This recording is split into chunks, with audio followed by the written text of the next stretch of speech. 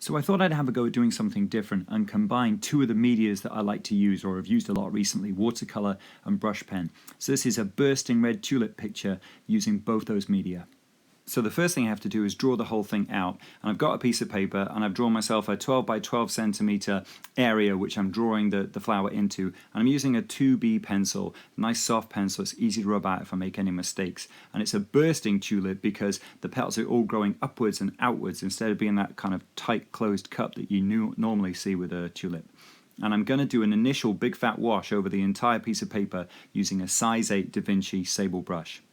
So the other thing I'm going to need is a nice amount of clean water, and I'm also going to use just two colors. I'm using cadmium yellow pale, which is a kind of orangey yellow, and also an orangey red, which is cadmium scarlet. So I think those are the two best colors to use. So like I said, I'm applying lots of water onto this piece of paper, and then I'm putting the pigment straight on raw, and then letting it flood around and find its own way to sort of move around on the surface of the paper. I'm roughly putting the sort of red and yellow colors where they are on the actual reference photo that I'm using, but I'm letting them flood out and become quite diffuse.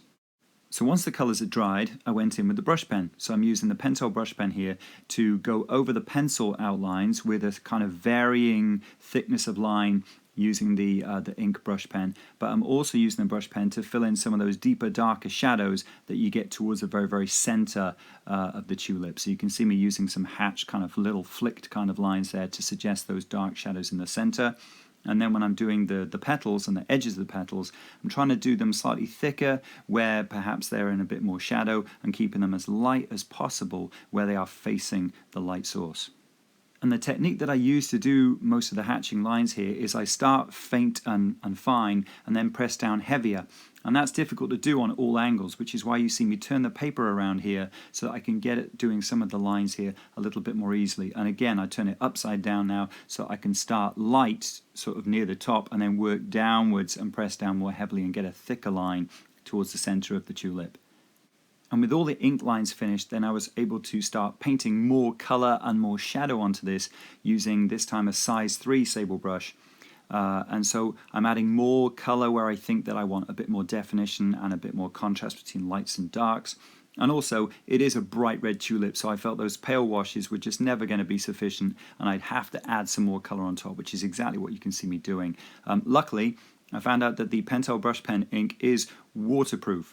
I hadn't checked it earlier, and that would have perhaps been a bit of a problem. I probably would have just done a very kind of washy tulip with the black areas perhaps staining and bleeding into the color, but luckily it was waterproof, so it just stayed absolutely pristine when I went up to it and over it with the watercolors that you can see me adding. I'm trying to keep my brushwork as loose and unfussy as possible here, and I'm really just trying to show the lovely highlights versus shadow areas of the leaf because it was a super bright sunny day. And another thing that I'm doing is I'm just using the raw red, the cadmium red, and I'm putting that straight on, not mixing it first of all, and then just using a bit of water on the brush to kind of blend it kind of back and forth. And this made the painting quite simple because I'd only used two colors initially to do the first wash, the yellow and the red, and now I was just using red and just using water with it, so I could get like a dark red, but then, you know, fade it out, maybe mix it, blend it into a lighter red. But it made it much more easy an approach, and again contributed to being a little bit less fussy than usual. Now, I just said I was a bit less fussy, but after I'd had a look at it, I thought some of those colors, some of those reds needed to be deeper, darker reds. So here you can see me going in, less fussy? What am I talking about? Here you can see me going in using that red again, and this time I've mixed a nice dark red on a palette with just plain old water, and I'm putting that on, and I'm trying to get those petals to be darker reds in places, and also more shadowy and just stronger color. So there you go, there's my attempt at using both inks and watercolor to do a picture of a flower, and I gotta say I'm kind of pleased with it. I'm happy with how it went, but you let me know in the comments below what you think, and if you liked it, then don't forget to share and subscribe.